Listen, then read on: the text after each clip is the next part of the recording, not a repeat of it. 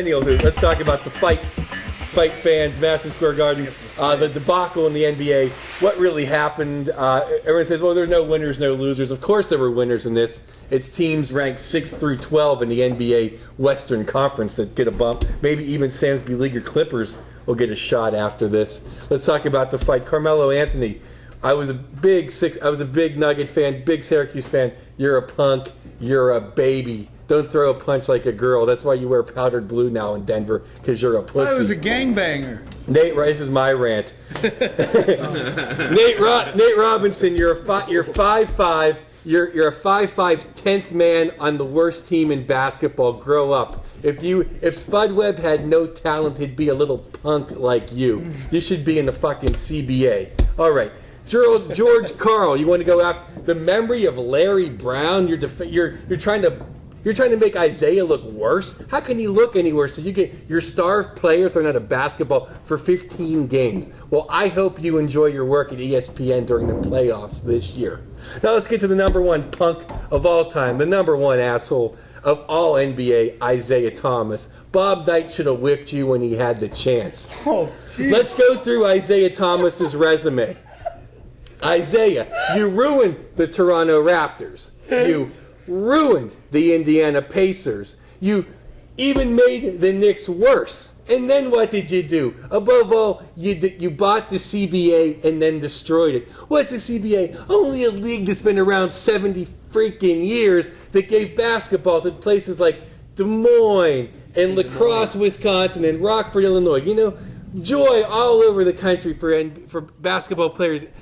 Livelihoods, employees, little kids, popcorn vendors, all lost it. All because you didn't know how to run a company. So then what did you do? You ruined the New York Knicks. One of the most proudest franchise in the number one city in the world. Isaiah Thomas, I wish Magic would have gave you AIDS when he kissed you. Oh, Jesus. Isaiah Thomas, you're such a prick that Michael Jordan wouldn't let you on the Dream Team, even though Magic wanted you on that team. You think about that. Now, speaking of fights and goons, we're going for our resident expert on Goons of the Week, Earl Skakel. Follow that. Follow that. I told you I had a good rant this week. There's no AIDS in hockey that we know of.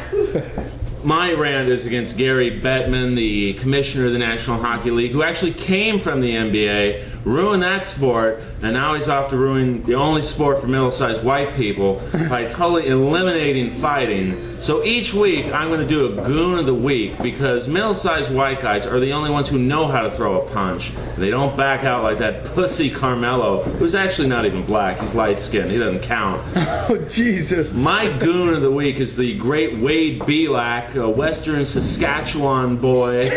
Toronto. First-round pick of the Colorado Avalanche. Did a little pit stop in Calgary, and now he's residing, taking over the duties in Toronto for the great Ty Domi, who's now retired. Last year he fought Jolton Colton Orr and got his face rearranged. His nose points to the east now.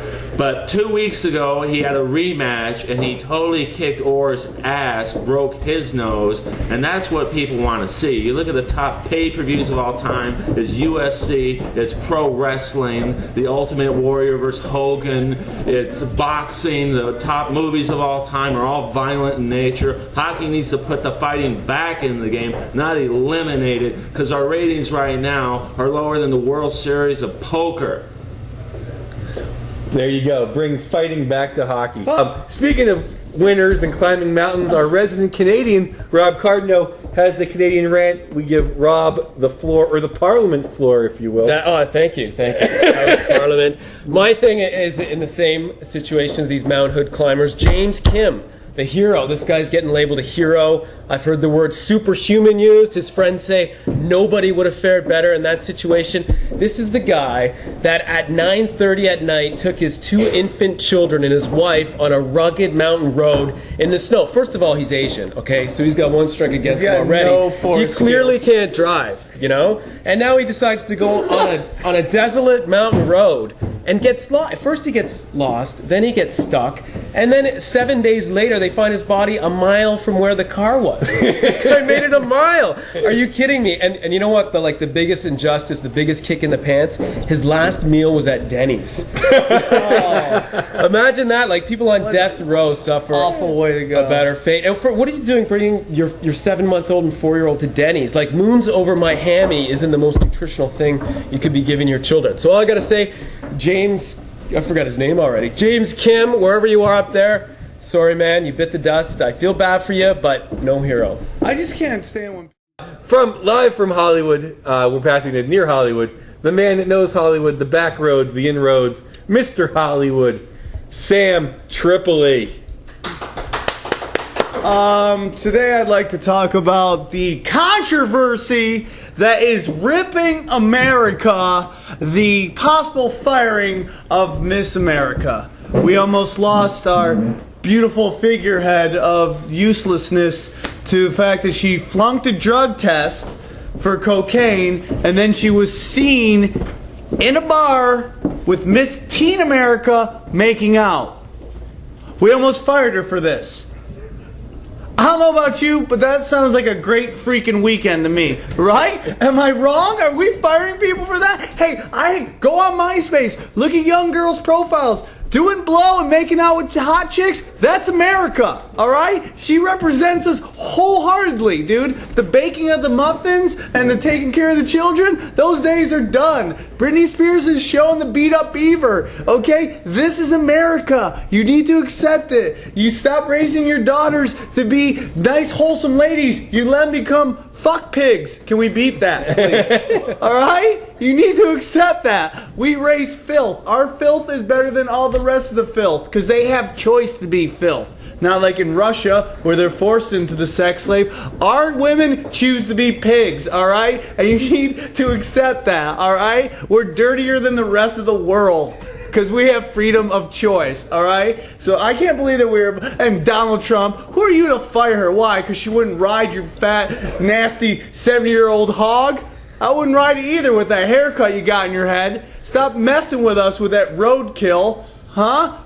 God dang it, dude, but we brought her back, Miss Kentucky. Oh, I'm from a small city. I wasn't used to the big city. No, you're a pig, all right? And you like being a pig. And you know what? If I was a hot 20-year-old chick, I'd be a pig, too. I'd be doing blow off the New York Knicks freaking Black Hog and then making out. She didn't even have to win Miss Teen America. I'd hit on the 5th and the 6th place winner. You know what I'm saying? I don't even care. So... that's the Hollywood Minute. That was a great minute. Action minute. Yeah, that was I mean, you talk about just imagery. Imagery. Donald Trump, yeah. Miss Teen. Wow, man. And appropriate for the season.